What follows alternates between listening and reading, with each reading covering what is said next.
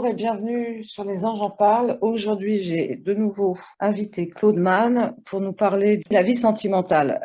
Oui, bonjour Elisabeth, très heureux de vous retrouver pour traiter ce thème qui est important, le thème de l'amour en règle générale, de l'épanouissement psycho-affectif, psychosensoriel, émotionnel, amoureux.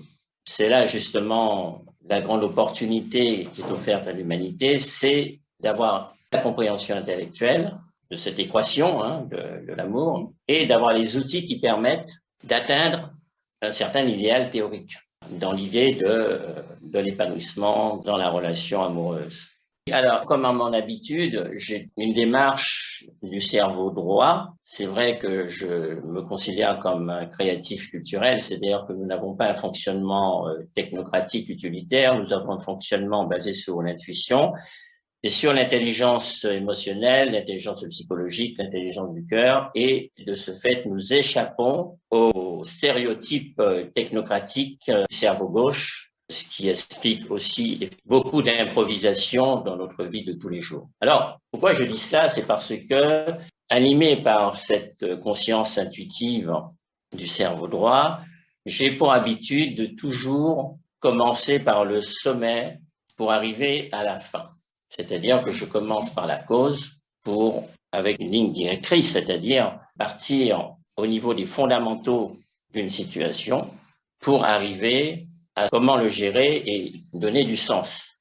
L'idée est toujours de donner du sens aux choses. Donc, c'est pour cela que le thème de l'amour est un thème essentiel et on ne peut pas l'aborder avec le même niveau de conscience standardisé actuel, scolastique, académique. Ce n'est plus possible parce que l'état émotionnel et l'état psychologique est extrêmement sophistiqué dans nos sociétés modernes pour pouvoir résoudre les problèmes et pouvoir utiliser à bon escient et au maximum de son potentiel. Il faut un niveau de conscience supérieur et bien sûr, il faut une compréhension intellectuelle supérieure aussi du sujet que l'on veut traiter. D'accord, donc là, nous allons aborder la vie sentimentale en règle générale. C'est ça. Et il faut sortir de l'hypnose de la sous-culture au sujet du couple.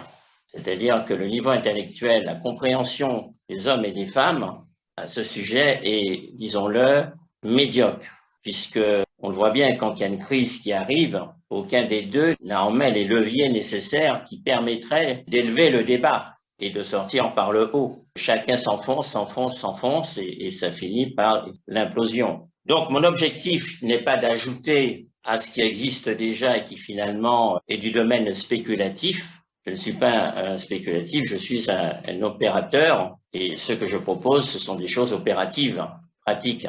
Et c'est la raison pour laquelle je tiens à dire la chose suivante. Nous sommes à l'aube d'une nouvelle humanité qui s'éveille dans la gloire de la pleine conscience, de l'amour supérieur. Il y a dans l'être vivant des principes dynamiques et psychiques d'ordre supérieur, indépendants du fonctionnement organique, préexistant et survivant au corps. Ça, c'est une donnée importante, parce qu'il est important pour moi de resituer l'individu, de le repolariser à sa juste dimension, une dimension supérieure, et non pas une dimension sociétale, universitaire, académique, spéculative, psychanalytique, où justement l'humain se trouve amputé de sa dimension supérieure. Il n'en est pas question que je reste dans ce labyrinthe de l'obscurité intellectuelle. Mon objectif, c'est de faire entrer la pleine lumière dans l'humain en impulsant en lui une dimension supérieure dans sa compréhension de l'existence. C'est à ce prix que nous allons résoudre tous les problèmes. Et à ce titre, les temps prédits sont arrivés où une femme, un homme nouveau va se dégager dans un monde nouveau. Et c'est pourquoi il nous faut aussi un pensée nouveau, une technologie spirituelle holistique performante, une nouvelle manière de concevoir la vraie nature de l'être humain. Cet homme nouveau, celui de la nosphère de Teilhard de Chardin, il y a en chacun l'expression de l'intelligence sagesse infinie et instrument créatif du souffle créateur d'harmonie et de perfection.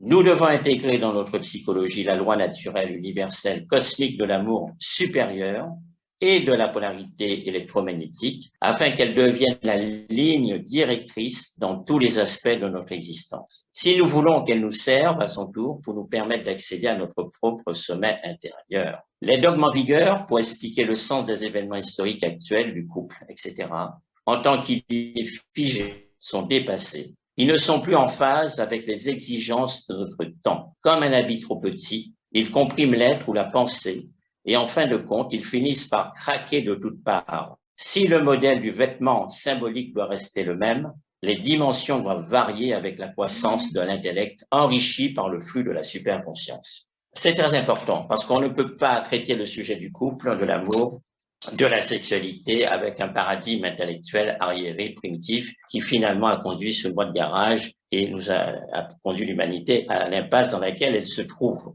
Donc il faut sortir de ce champ intellectuel mortifère, spéculatif, et impulser une nouvelle façon de voir les choses, balayer tout le passé et construire un homme, une femme d'une dimension supérieure.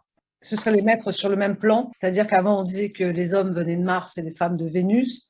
Là, Oui, en fait, c'est comme si on les désexue pour les rassembler sur une conscience supérieure. alors en fait, il s'agit d'impulser en chacun, en chacune, ce qui existe déjà, c'est-à-dire la superconscience. Simplement, comme elle n'est pas sollicitée, elle ne s'impose pas. Elle respecte le libre arbitre, puisqu'on touche du domaine, justement, de la conscience supérieure et de la sagesse. Par contre, elle répond aux demandes. Si on fait appel à cette conscience, elle répond. Elle ne demande qu'à enrichir l'existence de l'individu, mais à la condition que l'individu en ait conscience par un niveau de conscience supérieur, et puis puisse avoir les outils qui permettent l'activation de ces archétypes, de ces champs informationnels qui, par ailleurs, sont contenus dans le génome. Toute la connaissance contenue dans le génome, parce que, et cela nous amène aux vies antérieures, aux vies multiples, c'est-à-dire que nous avons développé des qualités, des talents, un savoir-faire, des compétences que nous ne manifestons pas forcément dans cette vie.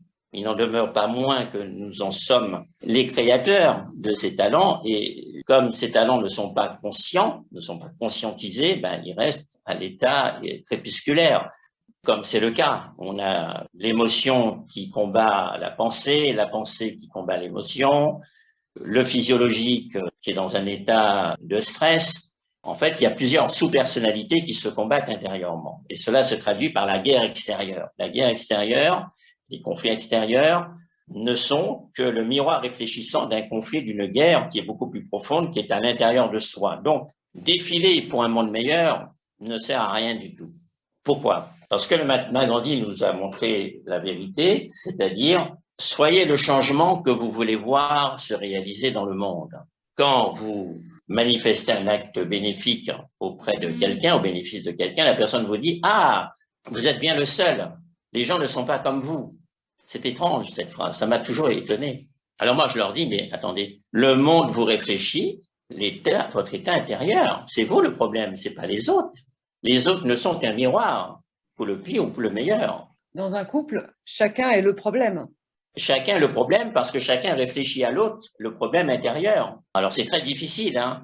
On entend aujourd'hui parler de pervers narcissiques. Vous savez, nous sommes tous des pervers narcissiques en puissance, hein. Et si quelqu'un vous accuse d'être un pervers narcissique, c'est une accusation à charge, hein. Vous n'avez aucune possibilité d'échapper à cette accusation, hein. C'est tellement facile, hein. Non, je crois qu'il faut être un petit peu plus sérieux que cela et un petit peu plus raisonnable, s'orienter vers un autre champ d'expression et de compréhension de l'humain.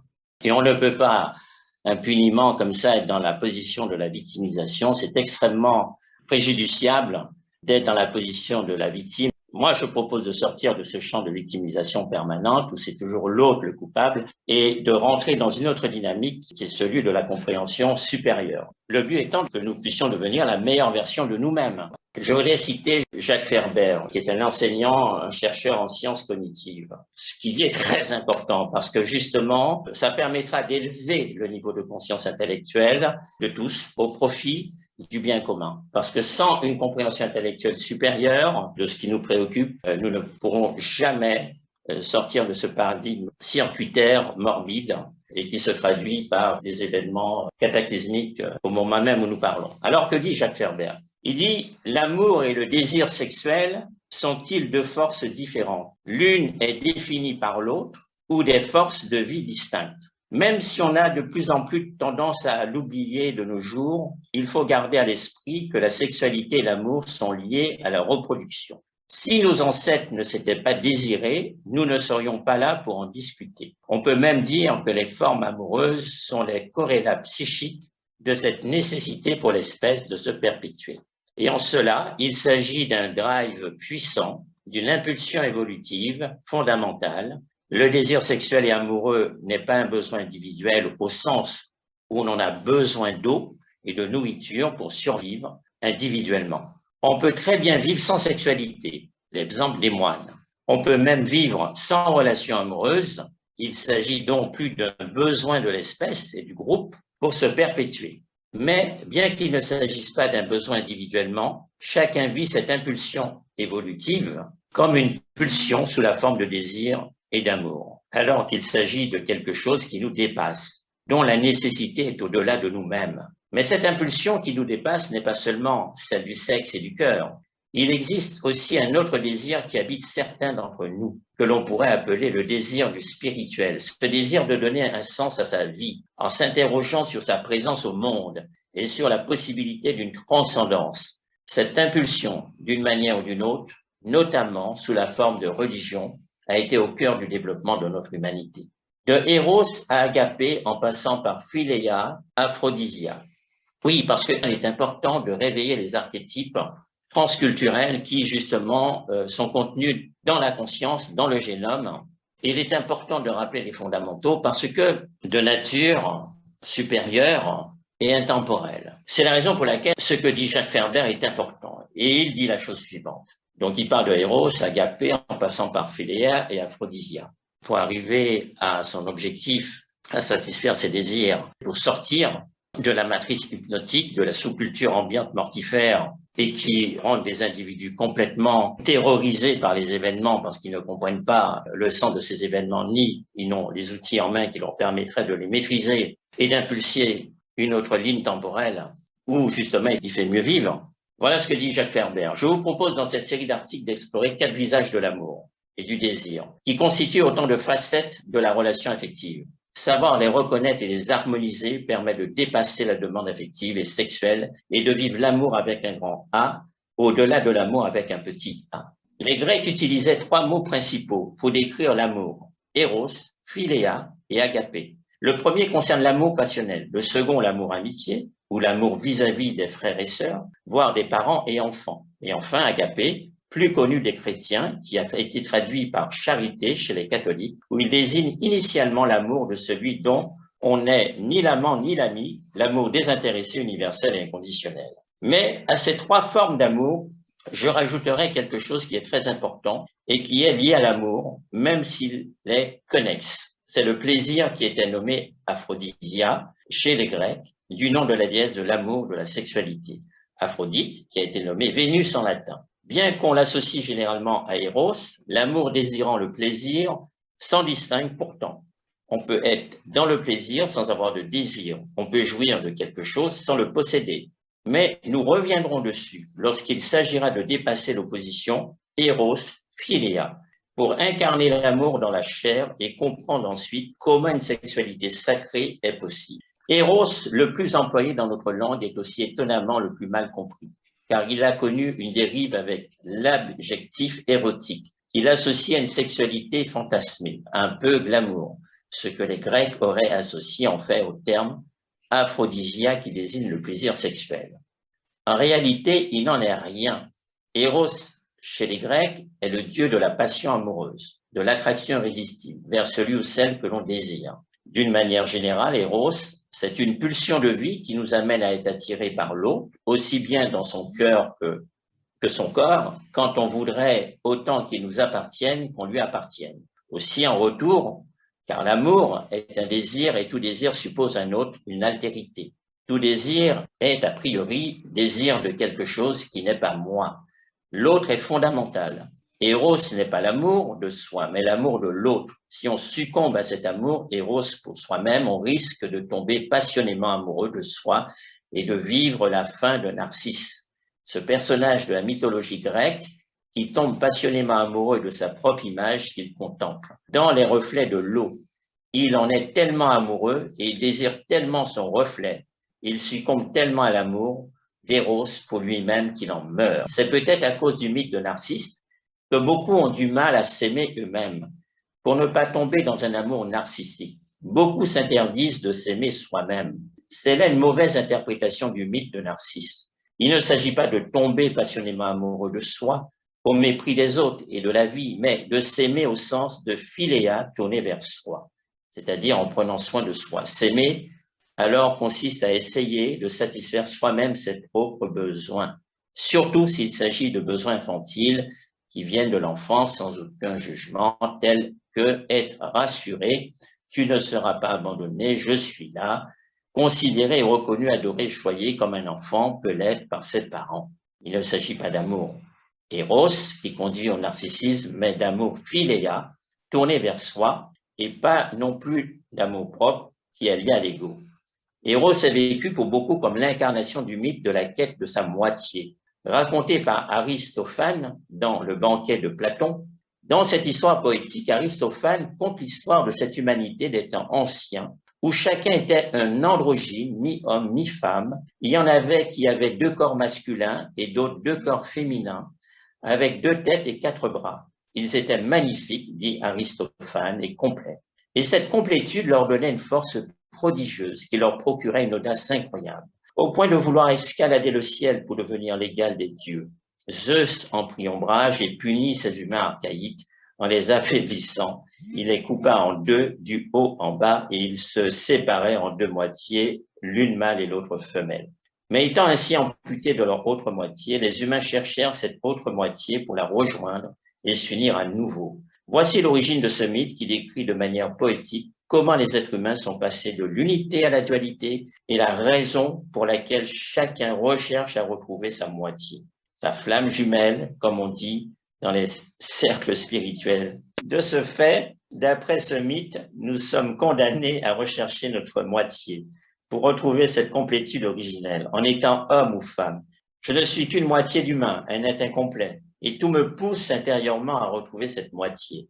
Si je la trouve, bien sûr, je serai rempli de bonheur, de joie, et c'est ainsi que l'amour est vécu par bon nombre de personnes comme une fusion avec l'autre, pour ne faire qu'un, pour retrouver l'unité originelle où il n'y avait pas de séparation, où les deux se fondent en un. Et cela vaut aussi pour les homosexuels, puisqu'il y avait des humains archaïques dont les 2 moitiés étaient du même genre, comme on le dirait aujourd'hui. Bien sûr, cette composante fusionnelle au travers du mythe de la flamme jumelle fait partie de l'amour. L'union ne peut se comprendre sans cette attirance fondamentale de passer de 2 à 1, mais pris comme seule définition de l'amour, cet éros pose de nombreux problèmes. Tant que je n'ai pas trouvé ma moitié, je suis une âme en peine, et rien ni personne, sauf ma moitié, ne peut me soigner de cette mélancolie, de cette tristesse. Je vais donc rester dans l'attente de cette rencontre, l'attente du prince charmant pour les femmes, la quête de l'éternel féminin pour les hommes, au risque de ne pas réellement vivre et de rater toutes les occasions d'amour qui se présentent si elles ne relèvent pas de cette fusion originelle. Seule notre moitié peut nous procurer félicité et bonheur. Et toute la question sera à chaque rencontre, est-ce ma moitié? Vais-je enfin vivre la complétude? Est-ce que c'est le bon? Si par hasard, par bonheur, croit-on, je rencontre ma moitié, c'est définitif. Et pour la vie, c'est le grand amour avec un grand A, que l'on se jure de vivre éternellement, l'un avec l'autre. Et si l'autre venait à disparaître, je serais absolument triste et inconsolable. Certaines personnes, même encore jeunes, ne se remettent jamais d'un amour perdu que la disparition de l'être cher. Si malencontreusement il s'avérait que cette rencontre avec l'homme de ma vie ou la femme de ma vie tournait mal, alors soit j'en serais réduit à retomber dans l'état précédent, un état de solitude profonde, car ce n'était pas réellement ma moitié, soit je serais amené à remettre en cause ma croyance dans l'existence de cette flamme jumelle. Dans les 2 cas, on voit que cette aspiration profonde à rencontrer sa flamme jumelle, sa moitié, conduit au malheur. Tant qu'on ne l'a pas trouvée, on est malheureux, et une fois qu'on l'a trouvée, on a peur de la perdre, soit par la mort, ou encore pire, par la déception de se rendre compte que ce n'était pas réellement notre moitié. Dans tous les cas, cela mène à la souffrance. Est-ce que c'est crédible de penser qu'on peut trouver sa moitié sur les 7 milliards d'habitants? Pourquoi notre moitié, elle serait à côté de chez nous ou dans notre environnement? Parce que la plupart des gens se mettent ensemble, rencontrent au travail, sont des voisins, des amis d'amis, donc c'est un cercle réduit, alors qu'en fait, la moitié, elle peut être à 7000 km de là. C'est très pertinent et votre interpellation est au cœur de l'équation, justement, couple. Et j'y répondrai tout de suite et merci infiniment car vous avez touché un point essentiel dans cette dynamique, dans l'idée de retrouver son autre moitié. Et justement, Jacques Weber, il continue en disant, parlait que ça amène finalement à la souffrance, hein, le fait qu'il y a la déception après, etc. Et il ajoute, comme on le verra, Eros à lui tout seul ne peut constituer la base d'un couple solide. C'est important. Comme on le verra, Eros à lui tout seul ne peut constituer la base d'un couple solide. Il en est une composante, une force, une direction. Il y a lieu de prendre soin d'Eros, de ne pas négliger cette composante essentielle de la relation amoureuse, mais il est nécessaire de lui adjoindre d'autres ingrédients que sont Philéa et Aphrodisia et Agapé. Donc, c'est magistral. Nous sommes là au cœur du sujet parce que sans une compréhension supérieure du domaine de ce qui touche la relation amoureuse sexuelle, on ne pourra jamais accéder à l'idéal théorique d'une vie amoureuse épanouissante. Jamais. Et c'est la raison pour laquelle ce texte est essentiel et fondamental dans notre échange d'aujourd'hui. Est-ce que cela vous a interpellé? Il y a certaines choses que... Oui, donc je vais y répondre effectivement. C'est en effet la question. Comment peut-on rencontrer notre moitié? C'était ça votre question, c'est ça, hein? Disons que je ne suis pas étonnée que la plupart des gens sont malheureux en amour, puisque la vraie possibilité de rencontrer son âme sœur, elle est infime sur 7 milliards d'habitants. Ouais. Donc après, on rencontre des gens, on croit que, mais ce n'est pas forcément la bonne moitié. Mais ça voudrait dire que la plupart des gens seraient solitaires, et donc il n'y aurait plus d'enfants, et on ne serait pas là pour en parler. Si on attendait tous de rencontrer notre moitié, ou la femme jumelle, ou je ne sais pas quoi. Absolument. D'ailleurs, souvent les couples vivent l'un à côté de l'autre. Chacun vit l'un à côté de l'autre. Ouais. Et se mettent devant la boîte à images. Oui, il y a ça aussi, il y a comment ce qu'on fait de la vie à deux. Oui. Voilà, exactement. Pour en sortir, il faut une compréhension. Il n'y a pas, hein, il faut une compréhension intellectuelle supérieure. C'est-à-dire que sans l'outil du langage, sans l'outil de la compréhension intellectuelle supérieure, on ne peut rien résoudre en fait. Donc en gros, l'idée, c'est d'admettre qu'on ne rencontre pas forcément sa flamme jumelle, parce que ça, c'est quasiment impossible. Mais comment faire alors quand on a rencontré quelqu'un qui nous plaît, avec qui ça match, on va dire, pour que la vie ensemble, la vie de couple, soit harmonieuse et épanouissante. Il faut faire le deuil de la flamme jumelle, de sa moitié. Possibilité de la rencontrer en vrai. Donc à partir de là, si on rencontre quelqu'un, même si ce n'est pas notre flamme jumelle ou notre moitié, l'idée, c'est comment faire de ce couple un couple harmonieux, aimant et qui fonctionne dans le temps. Alors voilà, effectivement, il n'y a pas de modèle, c'est juste, hein, il n'y a pas de modèle standardisé. Pourquoi? Parce qu'un individu aura comme point de rencontre, comme point de jonction, soit l'archétype de Eros, soit l'archétype de Philéa, ou soit l'archétype d'Agapé. D'accord. Donc, on faire avec ça. Comprendre que pour être bien ensemble, il faut s'en accommoder et puis faire au mieux avec pour avoir cette vie de couple malgré tout harmonieuse et aimante. Eh bien, la vie de couple, c'est de la politique. C'est la gestion de la cité. C'est une affaire de compromis. C'est ça. C'est une affaire de compromis. Et c'est là qu'intervient l'intelligence psychologique, l'intelligence émotionnelle, l'intelligence du cœur, de ces qualités. Pourquoi? Parce que il faut... Après, c'est la diplomatie qui doit se faire entendre. Si on a affaire à des individus primaires, ça ne va rien donner de bon. On n'a pas le choix. On n'a vraiment pas le choix, hein. C'est comme si vous preniez une voiture sans avoir le permis et vous mettiez à faire n'importe quoi avec la voiture. Il faut connaître les codes de la route, il faut savoir comment ça fonctionne. Ouais. Le problème, c'est que les gens sont embarqués dans une relation de couple sans avoir le mode d'emploi. Parce qu'en plus, il y a le degré de maturité, d'évolution spirituelle de chaque personne. Si on ajoute à ça le fait que les individus sont catégorisés selon qu'ils sont surrénaliens, selon qu'ils sont thyroïdiens, selon qu'ils sont pinéaliens, selon qu'ils sont dominés par le cerveau occipital intellectuel, vous imaginez un petit peu toute la chaîne de commandement qui conditionne un individu. Oui. C'est pour ça qu'à titre personnel, je suis pour qu'on supprime sur les frontons des mairies égalité et qu'on remplace par équité. C'est plus juste. Bien, nous ne sommes pas égaux, nous sommes complémentaires. Voilà. Et c'est très dangereux, effectivement, dans la société de mélanger les genres. Au nom de l'humanisme, ça crée le chaos. On ne peut pas mettre des gens primaires à côté de gens qui ont un niveau de conscience supérieur. Ils n'iront pas dans la même direction, ils ne comprendront pas les mêmes choses pour une situation commune. Ils n'auront pas une grille de lecture qui pourra s'ajuster. Oui. Je suis désolé. On n'a pas le choix, et ça dans l'intérêt du bien commun. Dans l'intérêt du bien commun, il est important de catégoriser les individus pour ce qu'ils sont. Ça permet de mieux maîtriser le challenge relationnel et d'éviter de faire n'importe quoi. Vous voyez ? Donc il faut passer le cap attirance physique, parce que c'est ce qui nous attire en premier, pour après détailler ce qui peut matcher ou pas. Trouver la personne qui est plus en adéquation psychologiquement et intellectuellement. Alors, je dirais que la personne intéressante, c'est la personne qui se comporte comme un étudiant, une étudiante. C'est-à-dire qui accepte la position de l'étudiant, qui veut apprendre. Quand on est en contact avec quelqu'un qui est porteur de valeur ajoutée, on ne peut pas impunément être dans la position de l'autocentrage et du statu quo. C'est un manque d'intelligence. Le problème de notre société, c'est que tout le monde veut être chef ou sous-chef. Il y a des individus qui ont le charisme, ce sont de vrais leaders. Ils s'imposent naturellement, on les choisit. Puis il y en a d'autres qui seront toujours des suiveurs. C'est dans leur destin d'être des suiveurs. Un suiveur peut être avec quelqu'un qui s'impose. C'est bien ce que je dis. Le problème, c'est que le suiveur veut être plus chef que le chef. Alors, c'est pas un vrai suiveur. Oui, mais malheureusement, dans notre société, c'est le crétinisme qui est mis en avant, qui est la référence culturelle, malheureusement. Et en matière de couple, c'est la même chose?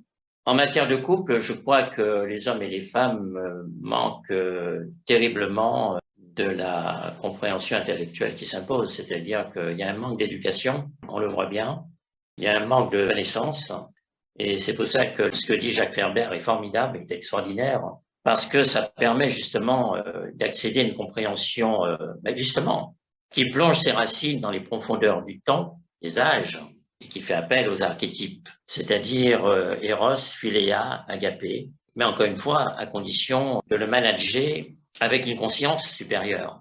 Oui. Si vous avez une approche avec un niveau de conscience dans la sous-culture ambiante, j'ai envie de dire qu'il faut lire les bonnes affaires, il faut une démarche littéraire comme ce que propose Jacques Ferber. Il faut chercher à s'instruire, il faut chercher à apprendre, il faut chercher à devenir la meilleure version de soi-même. Mais on ne peut pas devenir la meilleure version de soi-même et on ne peut pas être une valeur ajoutée pour l'autre, dans le cadre du couple, si on reste dans ces fondamentaux issus de la sous-culture ambiante et ô combien mortifères et anxiogènes, et espérer avec ces ingrédients, ce bagage, ce sous-bagage de la culture, accéder à l'épanouissement du couple et à une vie sexuelle et amoureuse épanouie. Ça n'existe pas dans l'univers. Il y a des lois mathématiques et on doit s'y conformer. Si on ne veut pas s'y conformer, on aura effectivement des conséquences de cette rébellion. Concrètement, on fait comment, Claude? Alors, j'ai qualifié justement ma proposition que j'ai intitulée « La psychosynthèse spirituelle de l'amour ». Okay. Voilà ce que je propose, donc moi, Claude.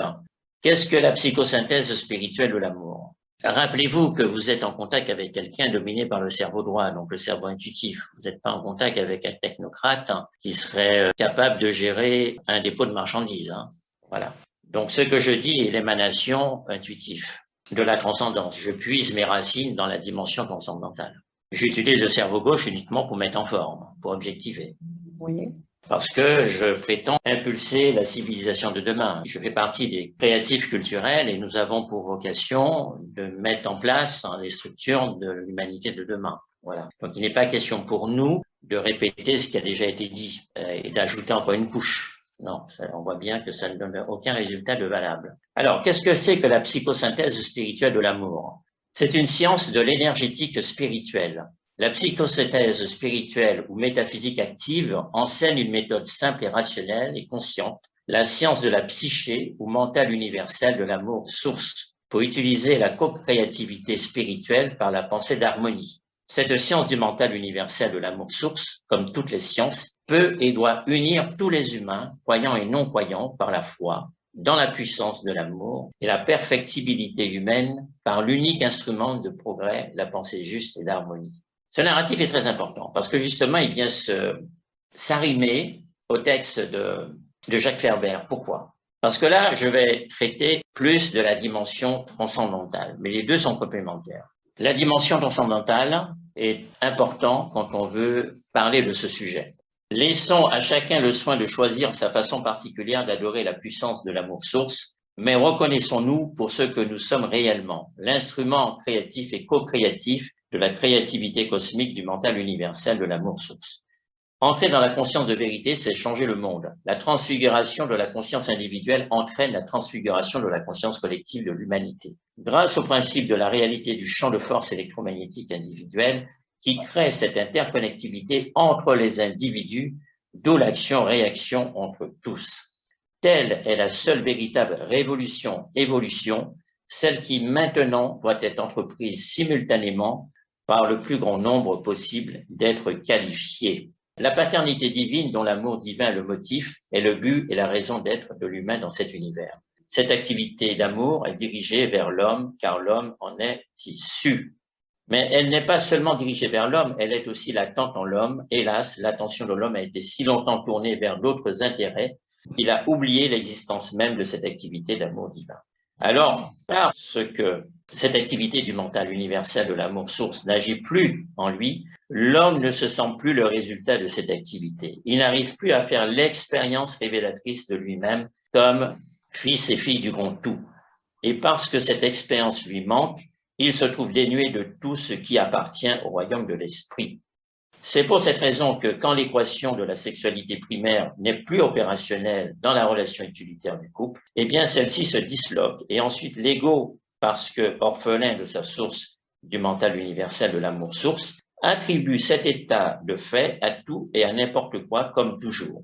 Que s'est-il donc passé? Il a manqué dans la grande épopée relationnelle du couple l'essentiel, c'est-à-dire la métaphysique de l'amour, de la 4e dimension, qui se joue du temps, de l'espace, autrement dit, de la roue du destin, des cycles cosmiques qui broient, qui disloquent toujours ses victimes implacablement.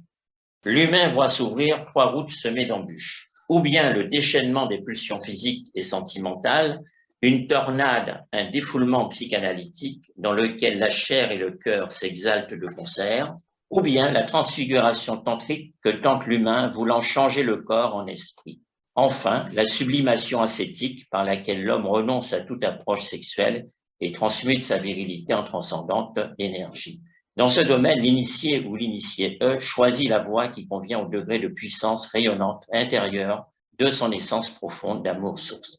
Mais une recommandation s'impose. Comme un parchemin portant les mots du salut, il convient de baigner son partenaire sexuel ou tantrique dans une lumière de bienveillance naturelle. On considère l'aimer comme une incarnation divine. C'est la source de vie elle-même que l'on presse dans ses bras.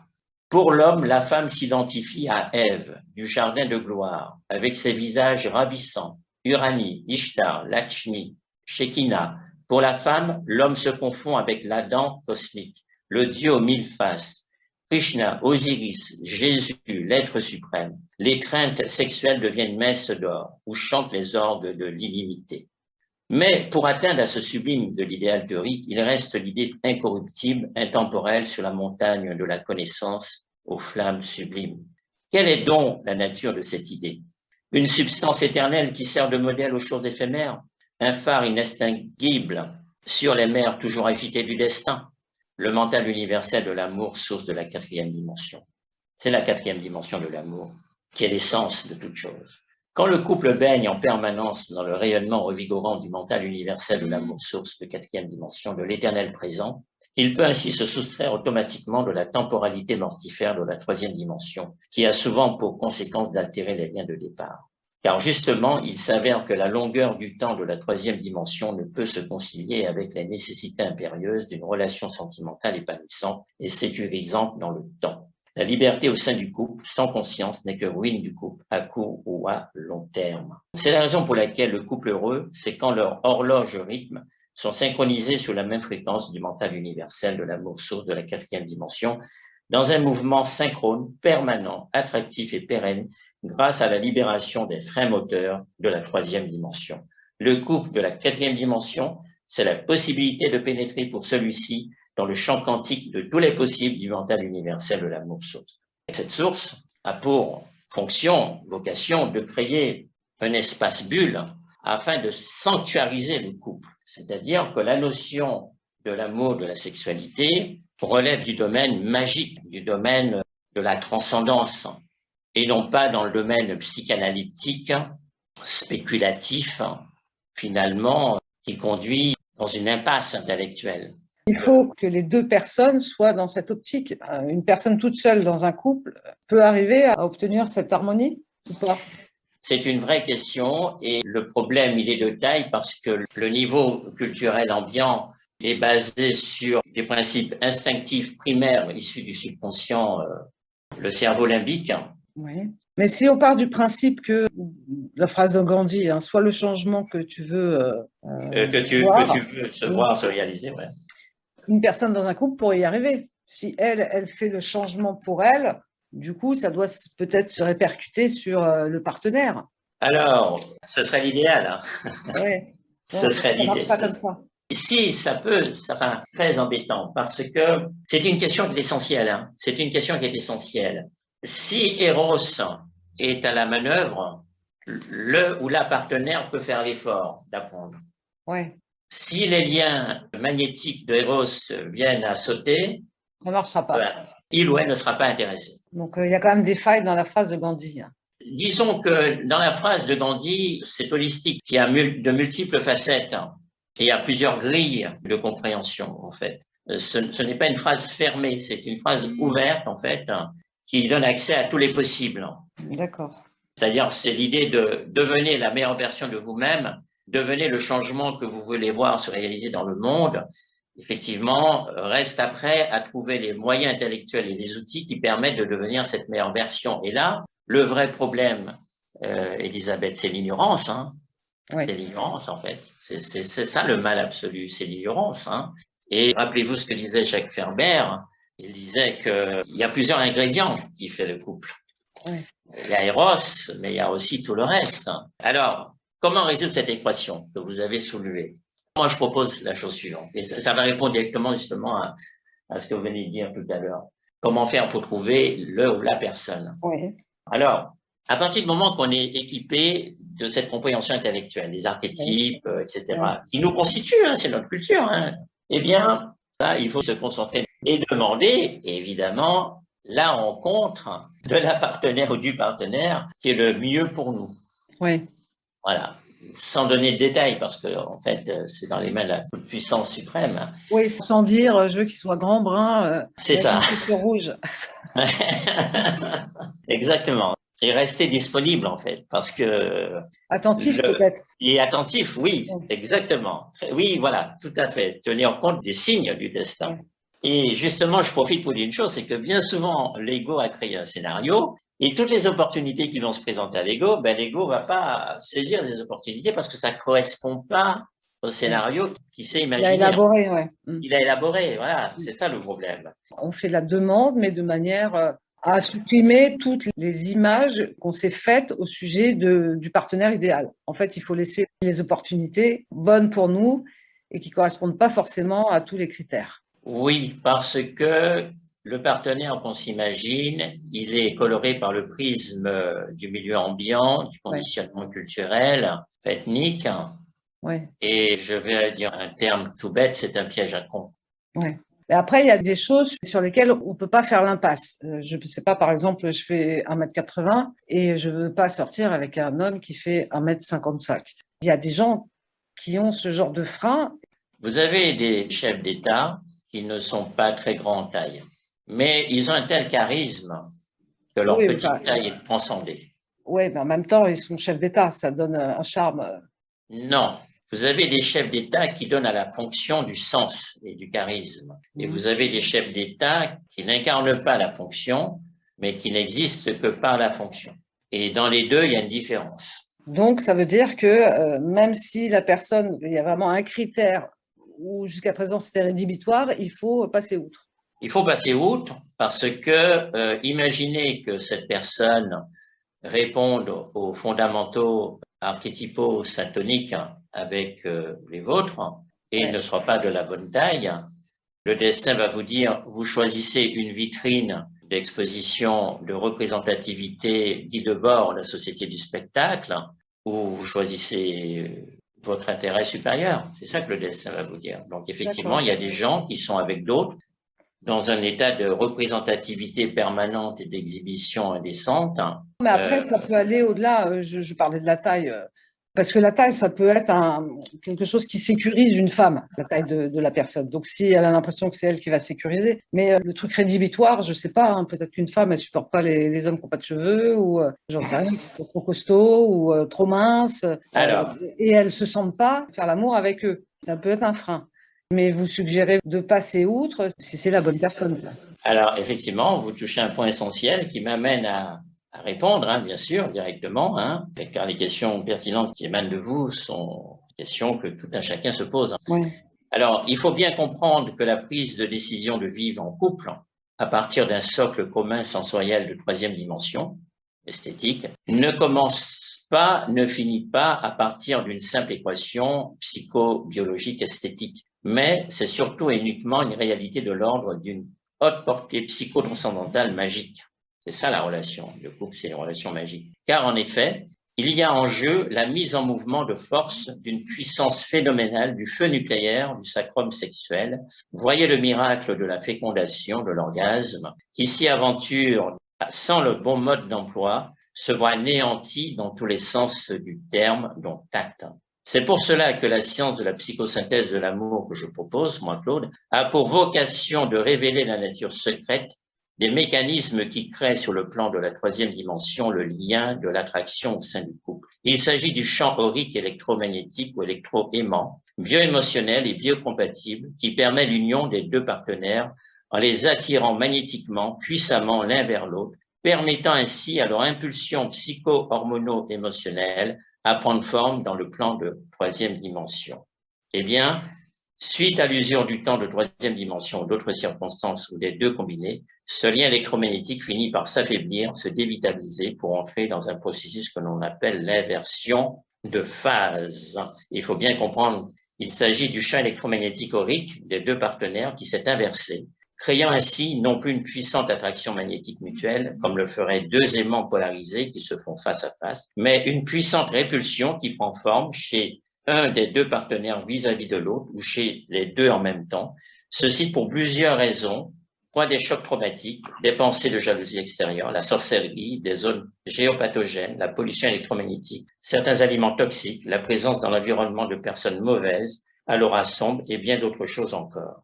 Et voilà celle ou celui au regard de qui on s'était mis à nu, dans tous les sens du terme, en qui on avait investi toute sa confiance, qui devient brutalement du jour au lendemain un étranger, une étrangère, où la tyrannie totalitaire de la distanciation scélérate devient la nouvelle norme entre chacune des parties. Il s'est donc produit une inversion psychologique chez un des deux partenaires vis-à-vis de l'autre, ou des deux à la fois. Ils sont donc rentrés dans le processus morbide que l'on appelle l'inversion psychologique.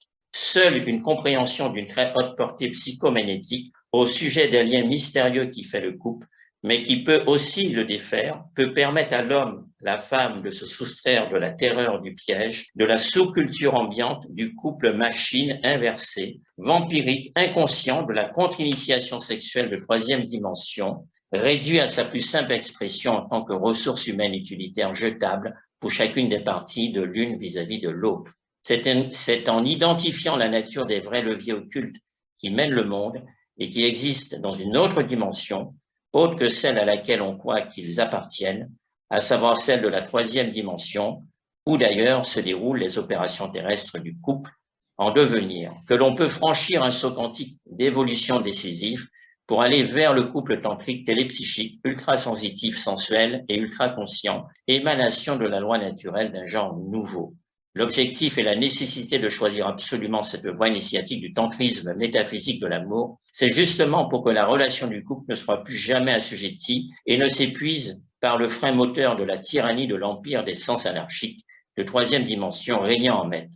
Quand cela se produit, voyez toutes les conséquences qui ne sont que désolation sans nom.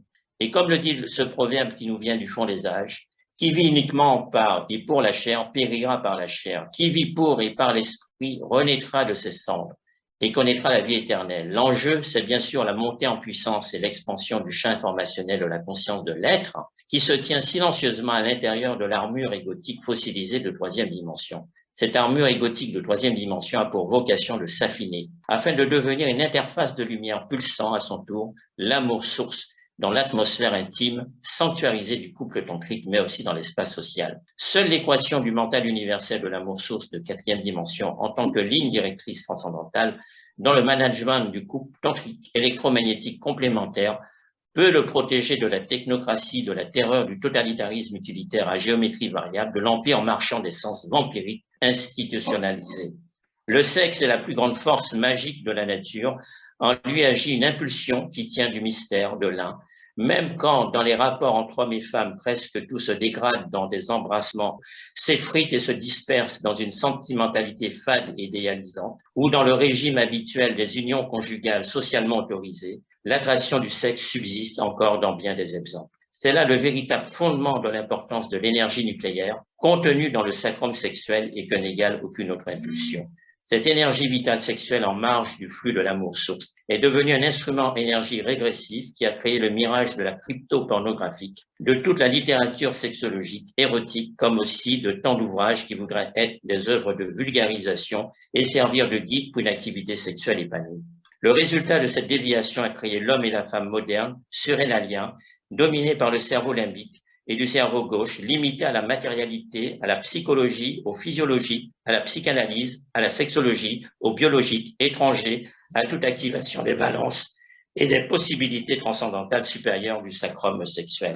Nous sommes bien là dans l'éros profane, primitiviste, confinant à la névrose psychanalysée et à la corruption la plus banale, aussi en ce qui concerne le centre vital du sacrum sexuel, la redécouverte de son sens primaire le plus profond et l'usage de ses possibilités supérieures dépendent de la réintégration éventuelle de l'homme, de la femme moderne, de leur redressement interne et du dépassement des bas-fonds psychiques et spirituels où les ont conduits les mirages de la civilisation matérielle. En effet, dans les bas-fonds, le sens même du fait d'être vraiment homme ou femme est destiné à s'effacer. Le sexe sans conscience ne servira qu'à conduire encore plus bas, même hors de ce qui concerne les masses, réduit à son contenu de simples sensations. Le sexe sera uniquement le lénitif illusoire, sombre, désespéré pour le dégoût et l'angoisse existentielle de celui qui s'est engagé dans une voie sans issue. C'est la raison pour laquelle, pour échapper à ce sort sinistre, qu'il est de la plus grande urgence de faire le choix de ne plus être la marionnette inconsciente de cette sous-culture ambiante du sexe machine au service d'un ego orphelin en errance, en découvrant qui l'on est réellement, c'est-à-dire un humano-électrosensitif doté de la puissance du feu nucléaire sexuel au niveau de son sacrum racine. Mais pour comprendre et saisir la nature de cette puissance, de la métaphysique du sexe, il faut plus psychologiquement circonscrire la vie qu'à la lumière de ses seules manifestations extérieures. Ainsi, l'heure est venue d'avoir une conscience aiguë de la grandeur des lois et des forces qui animent silencieusement le plan de la matière de troisième dimension, qui prend tout son sens que lorsqu'il se tient en juste relation avec le supraphysique. Il faut bien admettre que la complexité de l'humano-multidimensionnel ne peut s'expliquer dans les termes actuels de l'homme, ni se laisser appréhender par sa vision superficielle académique. Il faut voir qu'il y a d'autres facultés derrière cette humano-psycho-hormonale, qu'il existe à l'intérieur de lui-même d'autres pouvoirs dont il n'est pas conscient dans son état habituel. Celui-ci n'est conscient que d'une petite partie de lui-même, que toujours l'invisible l'entoure, le visible, le suprasensible, le sensible, de même que l'infini entoure le fini. Voilà ce que je voulais dire. La compréhension de ce plan architectural interne, de cette ingénierie sublime de l'humano-socialisé, permet de se rendre à l'évidence que celui-ci a pour vocation et a le pouvoir et le devoir absolu de se dépasser, de devenir lui-même plus totalement et plus profondément que ce qu'il est, sous peine de se rendre totalement illégitime à l'existence de tous ses droits élémentaires au regard, bien sûr, de la grande conscience universelle. Voilà, je réponds directement à vos questions légitimes en question d'esthétique, selon des critères culturels établis en fonction des peuples. Voilà, c'est ce qu'on appelle les forces antagonistes.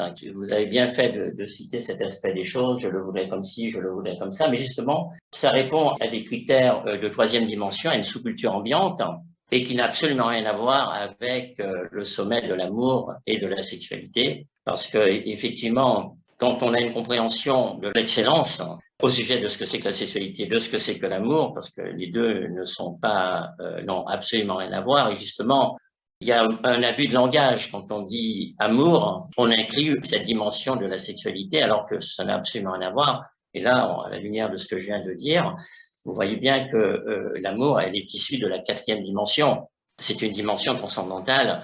On est dans l'inconditionnalité, alors que l'amour est cité comme étant une dimension conditionnée, marchande finalement. On touche le domaine de la sexualité, on touche le domaine effectivement finalement marchand. Donc on ne peut pas combiner l'inconditionnalité qu'est l'amour et le domaine conditionné qu'est effectivement la sexualité. Ça ne peut pas. Et je dirais quelque chose qui pourra sûrement déconcerter beaucoup, mais plus il y a de l'amour, moins il y a de besoins génésiques sexuels.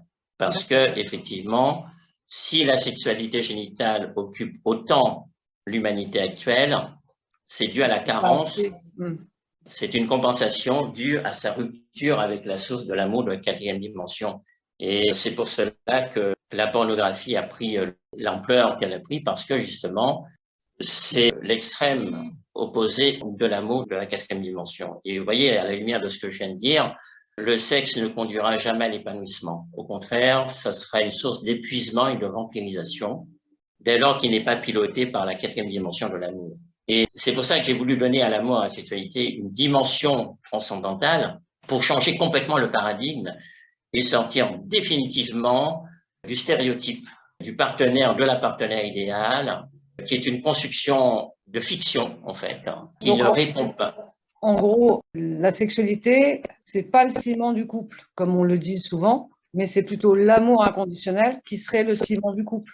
Bravo, bravo, 1000 fois bravo. Vous voyez, encore une fois, vous performez, c'est exactement ça. Et c'est l'amour inconditionnel de quatrième dimension qui permet d'alimenter justement Eros. Oui.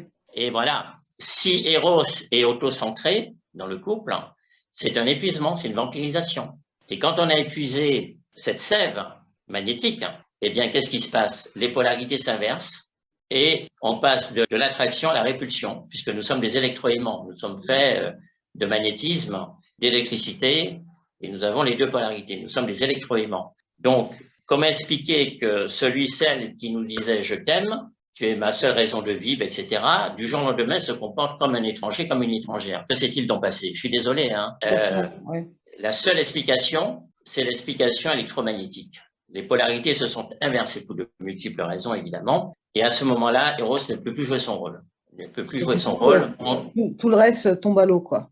On jette le bébé avec l'eau du bain. Ouais. Et là, c'est le début de la fin. Et c'est pour ça que, quand intellectuellement, on a une compréhension supérieure de toutes ces questions, on ne réagit pas de la même façon qu'un individu primaire.